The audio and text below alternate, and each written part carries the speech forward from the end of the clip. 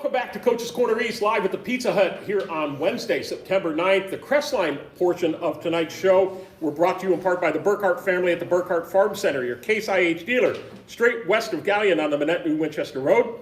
Mike Kleinite at Ag Credit Residential Lending, Bucyrus, Mount Gilead, and Marion. And Sweet Baby Ray Jones at Ohio Door and Sash, 120 South Street in Galleon, Ohio. And I welcome back to them. I wanted to say microphone. We don't have any microphones here. Back to the table, head football coach, Crestline High School, Jonny King. Coach King, it's great to have you aboard. And it's an interesting week to talk about on Coach's Corner, isn't it? It is, yeah. I mean, unfortunately, we're kind of starting to have some practice with these interesting weeks between last year and this year. But, yeah, it was not getting to play a game last week. Grateful that our guys are getting healthy and thankfully nothing serious. And getting guys acclimated and rolled in, and looking forward to being able to get back on the field this Friday. Did you think at that time last year when we went through, and not just Crestline, everybody went through it, with games getting canceled, games getting pulled right at the last minute, they thought, well, we'll just have to suffer through it for 1 year, everything will be back to normal, and here it's rearing its ugly head again. Does it make it easier, or does it make it, in a way, more frustrating? I think it's probably more frustrating just because we really were anticipating, hoping being back to kind of a normal season this year. I remember talking with our track coach 2 school years ago now when track season was canceled, and there were rumblings that it might affect last football season, and kind of scoffing at the idea that it would be that impactful or long lasting. So it certainly has lingered and problematic much longer than what we anticipated, and it just constantly puts things in perspective. So we're just trying to do the best that we can and keep our guys prepared for the opportunities that we're going to have to play games. Yeah, no game last week, as you mentioned, due to illness. You didn't get to play your game against Plymouth. That's right. A team that ended up picking up a game late, Salineville Southern, and beat them on the road. So nice win for the Big Red. But what were you able to do once you finally decided, administration decided, hey, we're going to shut this thing down? Where did you go from there? Did you still practice, or was it more just let's rest a little bit and then we'll come back at it Labor Day and go? No, thankfully, the kids that were out, it wasn't that we had, a mass quarantine. It was kind of kids getting picked off here and there because of things going on at home and whatnot. So we were able to still have the at least the core of the team available for practice, and we've had some kids come out later in the season, so getting them acclimated and kind of caught up to speed. So you want to play 10 games every season, but we made the best of it and got kids. I think at least there's still, you're never going to completely get caught up in 2 weeks, what we've been working on all summer and off season and whatnot, but at least guys, I think are starting to pick stuff up and getting them rolled in, and we're excited for where we're at coming into this Week 4 matchup. So what's been the focus in practice this week? When you miss a game, you miss reps, live reps, you can simulate it in practice, but it's not the same as live. So what's been the focal point during practice this week to say, guys, and you got a lot of young guys right around the table, got 7 young guys, freshmen and some sophomores, we got to get ramped up because we're going to be hitting pads again with a live game going on Friday. What's been that focus? Yeah, no, absolutely. It's been a lot of focusing on fundamentals, and the guys that we have come out late are guys that have not played a lot of football in their past, so it's really kind of stripping things down and getting them to understand that, while we may not always be able to go, full on 11 on 11, full contact, the things that we're doing in those indie periods and in those group periods and stuff, that is what 11-man football is. It's just we're focusing on the details at that point, kind of stripping things down. And if we get good enough in those kind of controlled environments, then that becomes sort of our default, and that starts to happen by instinct then when we are in a live 11v11 situation. We had a nice meeting last night with players and parents just about the importance of regular attendance and being there, especially with the small squad. It's just it's tough when you have a kid here and there not showing up, and it's not just that kid missing reps, but now we're not able to practice the way that we need to practice. So I was encouraged today. We had, I think, everyone there that was available to be there today, and walked out to a nice, it was 11-10, I think. We had only one coach playing defensive back for us today. So we're getting very close to being able to practice, I think, in a better manner. That's going to better prepare us as we start looking at NWCC play down the road here. Have you been happy with the response this week, especially for those that were a little late to the party and getting acclimated? Are they starting to mesh and starting to make a little sense to them now? Yeah, we're certainly seeing things starting to click a little bit, and a little less coaching on each play. Guys are starting to kind of understand where they're supposed to be and what their responsibilities are. We're trying to kind of put in some controlled packages for some kids that I think are going to help us athletically and physically. But at the same time, we know, you don't want to throw the entire playbook at them all at once. Right. And so trying to find ways to most effectively use them. And at the same time, we're going to talk to these guys around the table, and I would give them credit. Our young guys have been bought in from the get-go. So having some upperclassmen kind of come out late, and they bring some things physically to the table that these guys are still kind of growing into. But we've been really high up on the work that these guys are doing, and certainly not discrediting or yanking them off everything just because an upperclassman comes out late. We're excited about the work that they're putting in and what they're contributing to the program, and it honestly puts them in a better position to be able to kind of go through a more realistic and appropriate growth process as they kind of mature into varsity level football and get those reps in practice, and they'll play special teams, and there'll be several of them still out there on Friday nights, but it gives us an opportunity to, I think, go through a better developmental process for our young guys. Yeah, very good. We'll talk to those young guys right in a moment. We're brought to you in part by Lee Plymouth and Brad Seibert at the Plymouth Insurance Group, Gallion and Bucyrus, North Central State College, Mansfield, and the Crawford Success Center, North Walnut Street across from the courthouse in Bucyrus. Phil and Sue Schreck at Phil's Deli, just east of Pizza Hut, at the bridge here in Gallion. And first up, sophomore Kevin Snyder is with us. Kevin, thanks for coming out tonight. Position on the team? Tailback and corner. Tailback and corner. Do you prefer one side of the ball? I like both sides. You like both, okay.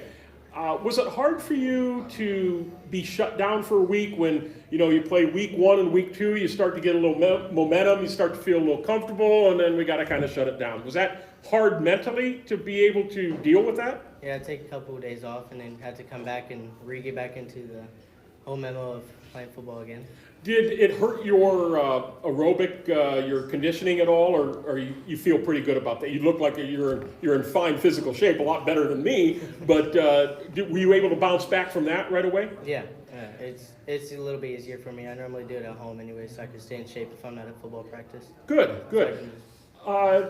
Season hasn't gone as expected, of course. You're not translated into wins, but talk about that growth, and Coach talked about it, how you and your fellow young people, you got another sophomore and some freshmen around, that you're growing, you're maturing into this situation that maybe you didn't ask for, but it is what it is. How are you maturing? I really don't know about that.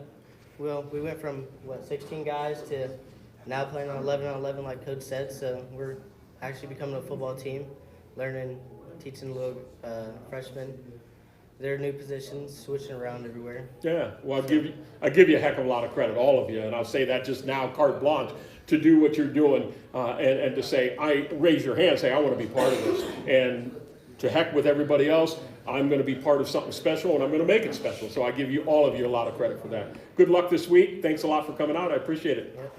Next up, we have Kenneth Simpson. Hi, Kenneth. How are you? Good. How are you? Good. Position on the team? Right guard and tight end. Right guard and tight end. All right. Do you prefer being tight end, or you prefer being right guard? It doesn't really matter to me. Yeah. You're going to have to block both ways, right? But at tight end, you might get a couple looks dragging across the middle, right? Yeah. Is that, when you think about that, if you do drag across the middle, do you think about, oh my gosh, who's coming after me about the time I'm going to catch the ball? Or don't you even think about it, you just have at it? Sometimes and sometimes not.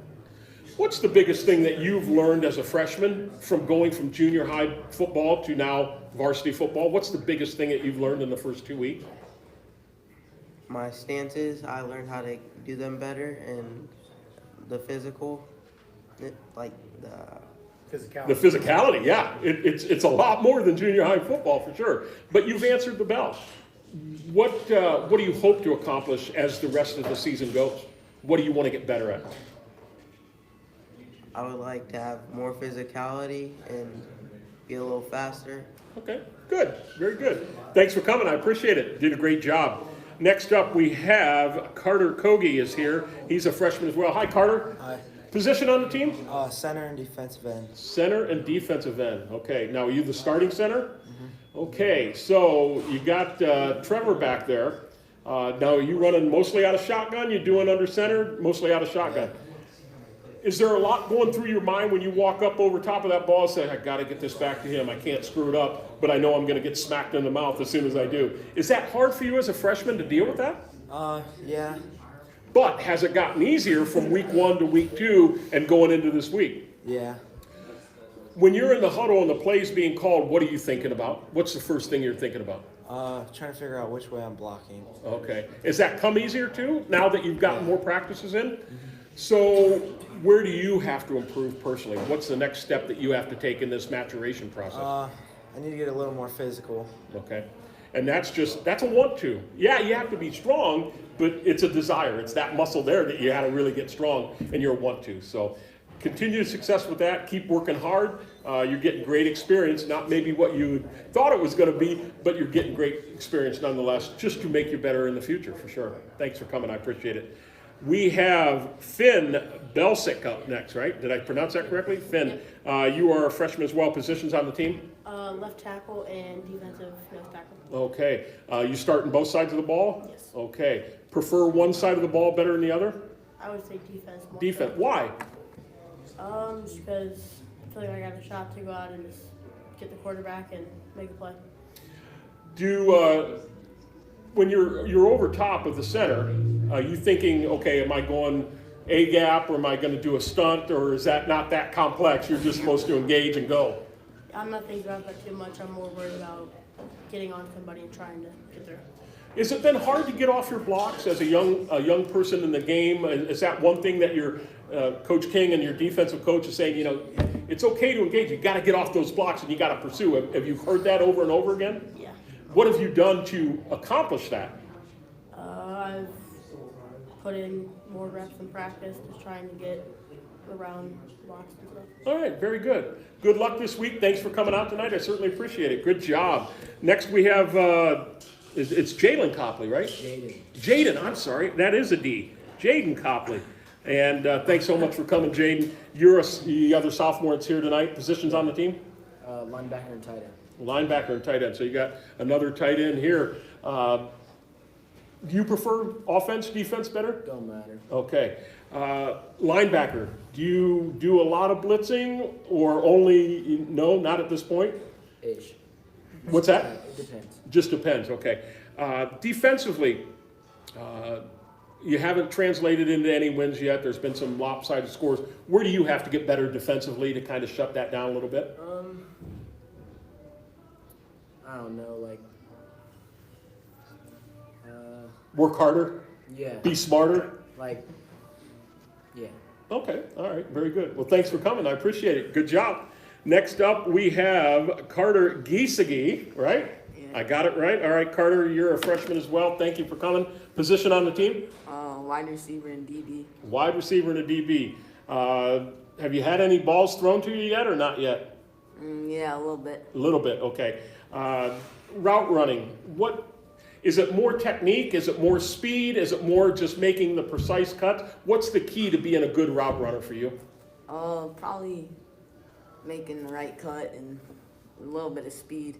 Is it hard remembering those plays from being a junior high where probably the playbook is pretty small, kind of vanilla, to now going to a varsity playbook that's a little more intense? Was it hard to learn those routes and to know what to do? Yeah, and I was a running back last year, so that.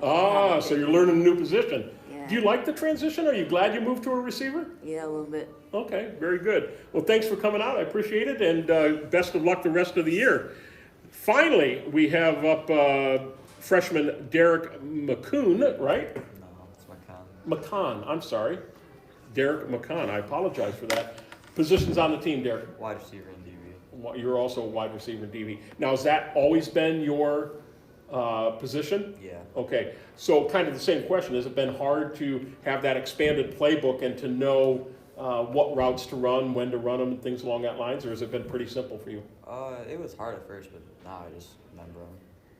You got a fairly good-sized group of freshmen. Is this all the freshmen, or there's a couple more maybe? A couple more, but yes, the bulk of them. What has it been about this group that you said, because the easy thing to do, the very easy thing to do is say, you know what, I'm tapping out. This isn't for me. How have all of you guys stuck together and say, I don't care. We got 18, we got 22.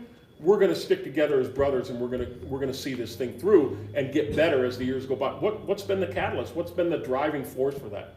We've been together for most of our lives, and we just love playing football. Yeah, so it's probably started in your backyards playing just for fun, and maybe gone up through some flag football and things like that, junior high, and now you're here. So, well, good luck to you this weekend and the rest of the year. Good job, and thanks for coming out. I appreciate it.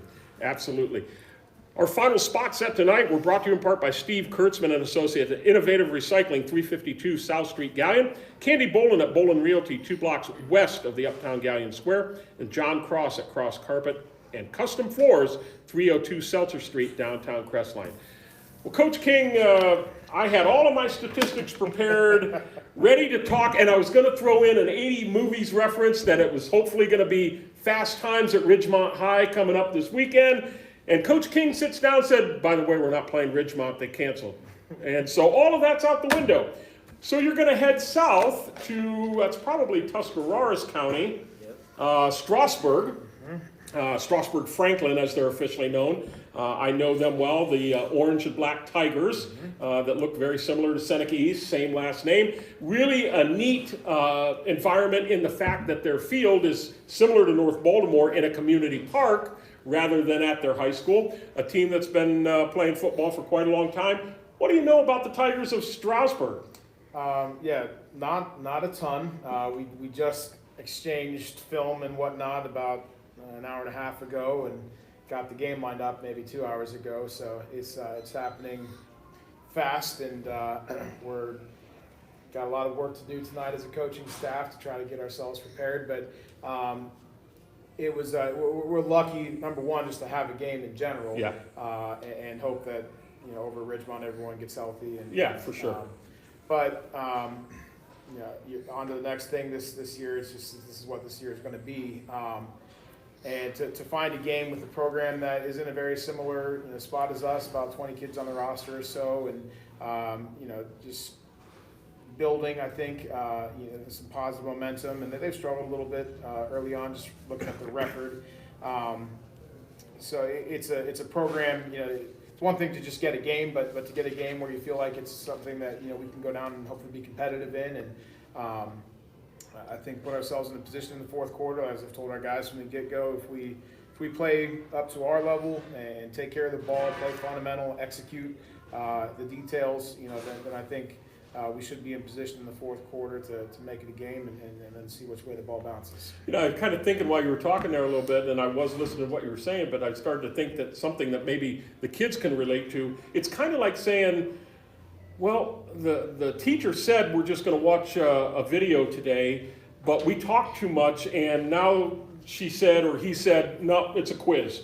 You have to adjust very quickly, and you may not have been prepared for the quiz, but you got to make the best of it now that the quiz is here. That's what you and your staff and kids are doing. Literally, it's not ideal. It's not what you wanted, but it beats out the heck out of staying home again Friday night and not doing anything. I think they would all probably say that, right? Yeah, absolutely. And we were kind of monitoring things with Ridgemont early in the week as we kind of were getting hints that this was a possibility. And after talking with our coach today and it kind of finalizing, that was a priority for us. That, we needed to find a game and let these guys get back on the field. there are things this season, both COVID related and otherwise, that have put things in perspective for us, and certainly there are things going on that are much bigger than high school football. But at the same time, when you have opportunities for these guys to have some fun and payoff days for the work that's being put in, That's right. We got to take advantage of them. Yeah, no question about that, and I'm glad that you're all going to get your payday on Friday, albeit a little bit of a long trip. It's a very scenic trip through Ohio's Amish country, which I know like the back of my hand, so enjoy that trip down. Not that you're going to be paying attention to that, you're going to be focused in on the game or maybe the music in your ears, but enjoy the week, enjoy the game, and enjoy another opportunity to get better for sure. Thanks for coming out tonight, certainly appreciate that. Taking a look at our media schedule coming up tomorrow, Cleveland Indians baseball wrapping up the series with the Minnesota Twins in Cleveland, 5:35 coverage time. Game will be right after 6 o'clock. Friday night, it'll be opening drive with Cam Moon, the pregame show at 6:30. We have a doubleheader on WQEL, the Copper Kettle game. It'll be Bucyrus at Winford at 7 o'clock, and on WBCO, great MOAC matchup, River Valley will be at Gallion. That'll be followed up by Davy Jones and the Friday night phone board. The Ohio State Buckeyes, 1-0 after their big win at Minnesota, return to the horseshoe, a full horseshoe, which will be a blessing. Can't wait to see that as they host the Oregon Ducks coming in from the West Coast. Coverage begins at 10:30 a.m. The game begins at noon. We'll also have Indians baseball as time permits that afternoon, 5:35 coverage against the Milwaukee Brewers. And then on Sunday, 12:35, the Indians and the Brewers as they wrap up that series. Thanks to everyone here at Pizza Hut tonight in Gallion, especially our manager, Michelle Burris. Catherine was our server tonight. I want to thank my camera operator, Cam Moon, for all he did, as well as Harper Boggs for all that she does on site here at the Pizza Hut. Thank you to Gallion head coach Matt Dick and his players, Colonel Crawford defensive coordinator Brett DeGray and his players, Crestline football coach Jonny King and his players as well. Thank you to our sponsors, most of all you, our fans, for tuning in tonight. Certainly appreciate that on our YouTube event tonight. For WQEL Sports, this has been Mike Sparks reminding you, a spirit with a vision is a dream with a mission. Have a good night, everybody.